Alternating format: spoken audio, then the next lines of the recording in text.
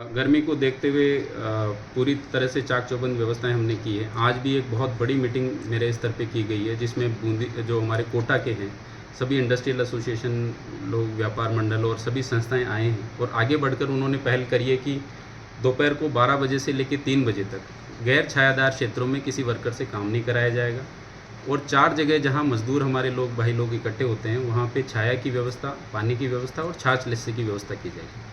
ये बहुत बड़ा उनका सहयोगात्मक रवैया है। हमने उनको एक जगह लाके ये व्यवस्थाएं कराई हैं। इसके अलावा अस्पतालों में जैसे मैंने कल निरीक्षण किया था, उस टाइम ये डायरेक्शन दिए थे कि कूलर की व्यवस्थाएं सफिशिएंट होनी चाहिए। अगर ख़रीदने में कोई समस्या है तो अभी किराए से करें, लेकिन इमीडिएटली करें। आज सभी एसडीएम्स हमारे तहसीलदार राउंड्स पे हैं, सीएचसी पीएचसी पे, जैसे ही कोई सूचना आती है उस पर इमीडिएटली हम रेस्पॉन्ड कर रहे हैं। पक्षियों और पशुओं के लिए भी हमने व्यवस्थाएं करी है। गौशालाओं के आज इंस्पेक्शन हुए हैं, पीने के पानी की पूरी व्यवस्थाएं हैं।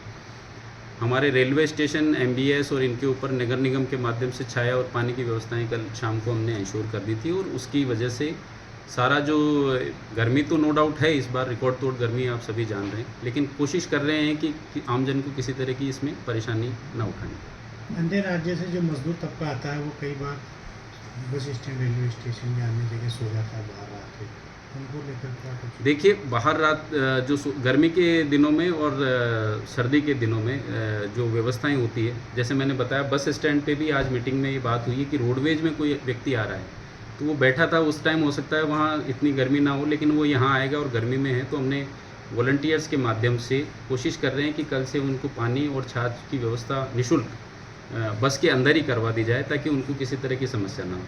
इसके अलावा हमारी इंदिरा रसोई, वो जो हमारी अन्नपूर्णा जो रसोई है, उसके माध्यम से खाने की व्यवस्था हम कर रहे हैं। इसके अलावा भी कोई ऐसी परेशानी वाली बात नहीं है। छाया की और पानी की व्यवस्था भी की गई।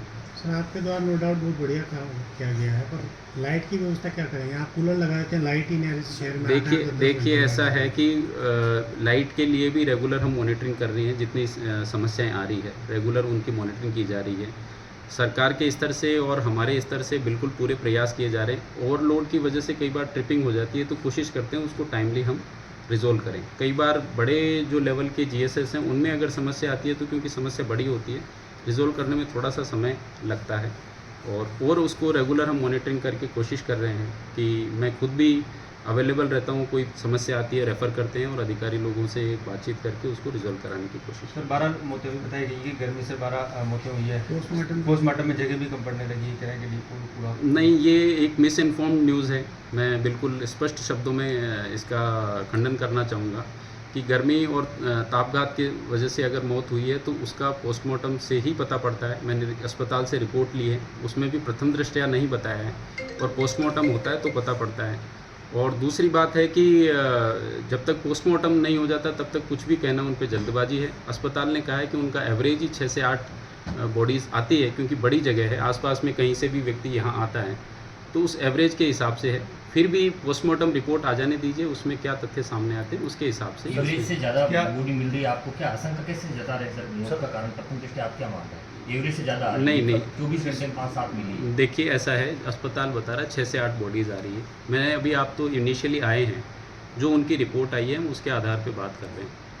पोस्टमार्टम होगा तो ही पता पड़ेगा। उसको पहले ही लू तापघात कहना थोड़ा सा जल्दीबाजी होती है, क्योंकि कई कारण हो सकते हैं, कई कारण, कोई रोगी भी हो सकता है और बड़ी जगह है, सब जगह से अस्पताल में मरीज आते हैं, व्यक्ति भी आते हैं, तो उसके आधार पर ही कुछ कह सकते हैं। लू तापघात भी कारण हो सकता है, ऐसा तो मानते हैं आप भी, क्योंकि गर्मी है। देखिए, मैं ये कह रहा हूँ कि कोई भी बात कहना, बीमारी कहना, लू तापघात कहना, सब कुछ जल्दबाजी है जब तक पोस्टमार्टम से कंफर्म नहीं हो जाए। पोस्टमार्टम से कंफर्म होगा तो ही मैं आगे बात कर पाऊँगा। जिला प्रशासन अभी कोई मौत नहीं माना सर गर्मी से? जब तक की रिपोर्ट नहीं आ जाती तब तक ऐसी कोई हमारे पास है नहीं। इसकी बाकायदा जब भी कोई डेथ होती है तो उसकी हीट स्ट्रोक की ऑडिट होती है। ऑडिट में डिटेल्ड उसका एनालिसिस होता है, वो होता है, उसके बाद ही अनाउंस करते हैं। जैसे कि आपको ध्यान है, 3 दिन पहले एक रामगंज मंडी एरिया से एक व्यक्ति को लाया गया तो उसका हीट स्ट्रोक बताया गया। जब उसकी डेथ ऑडिट हुई तो पता हुआ कि वो हीट स्ट्रोक से नहीं था, वो ऑलरेडी बीमारी उसको थी।